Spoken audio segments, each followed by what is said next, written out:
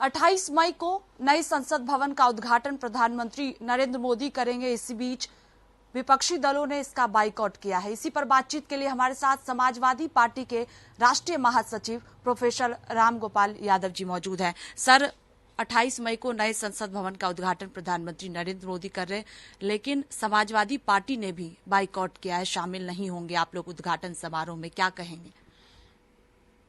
Samajwadi party और विपक्ष जो बहिष्कार कर रहा है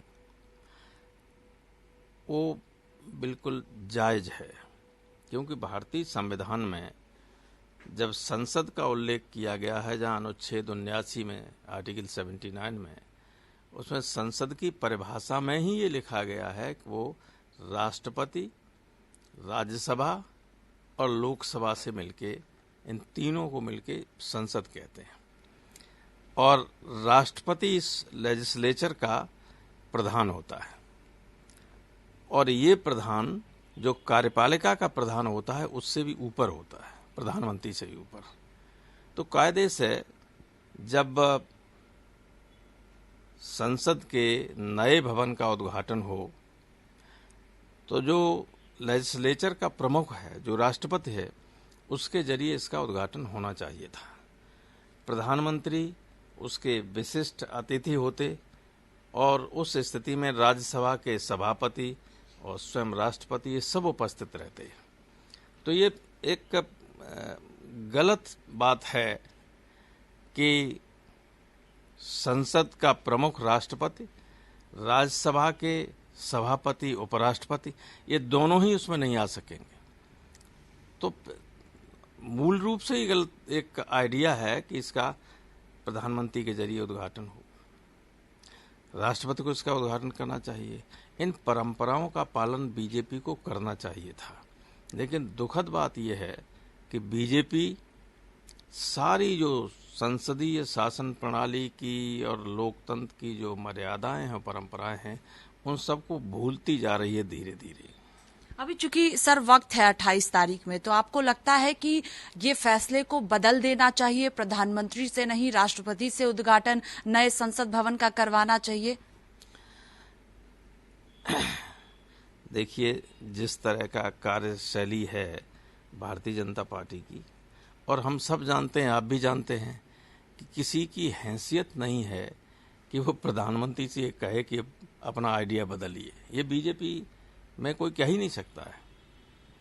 और विपक्ष अपना ऐतराज जताना चाहता है और जायज तरीके से जताना चाहता है, इसलिए वो बहिष्कार कर रहा है। इसके साथ ही सर, आज जिस तरह से आप लोगों के 19 विपक्षी दलों का संयुक्त बयान सामने आया, जिसमें कहा गया कि आप लोग बाइकआउट कर रहे, शामिल नहीं होंगे, उसके बाद देर शाम में एनडीए का बयान सामने आया, जिसमें एनडीए की तरफ से घोर निंदा की गई है विपक्षी दलों के इस फैसले से, और कहा गया है कि अभी भी वक्त है, आप लोग सोच विचार करें। नहीं, ये तो उन्हें सोचना चाहिए, क्योंकि गलत काम तो एनडीए कर रहा है। गलत काम तो एनडीए भी नहीं, बीजेपी कर रही है। बीजेपी के जो सहयोगी दल हैं उनका तो अपना कोई सोच है नहीं। इसलिए बीजेपी को सोचना चाहिए कि एक तरफ तो आपने देश में वोट के लिए और इसके लिए कहा कि देखिए, आदिवासी महिला को हमने राष्ट्रपति बनाया है, और उसकी निगाह महाराष्ट्र से लेके छत्तीसगढ़ से लेकर उड़ीसा तक के आदिवासी वोटों पे थी। तो अब आदिवासी महिला राष्ट्रपति है तो उसको आप बुलाएंगे भी नहीं, उसके द्वारा उद्घाटन नहीं कराएंगे। ये भी कहा जा रहा है बीजेपी की तरफ से कि आप लोग संसद का अपमान कर रहे हैं, जो फैसला आप लोग की तरफ से लिया गया है। हम लोग विपक्ष संसद के सम्मान को बरकरार रखने के लिए विरोध कर रहा है। इसके साथ ही सर, इसके साथ ही जुड़ा हुआ एक सवाल है कि जिस तरह से 19 विपक्षी दल आप लोग साथ आए, लगातार गठबंधन को लेकर भी बातचीत चल रही है, विपक्षी एकता की बातचीत चल रही है, तो 2024 को लेकर कहा जा सकता है कि सब विपक्ष एकजुट होने की कवायद शुरू हो गई है?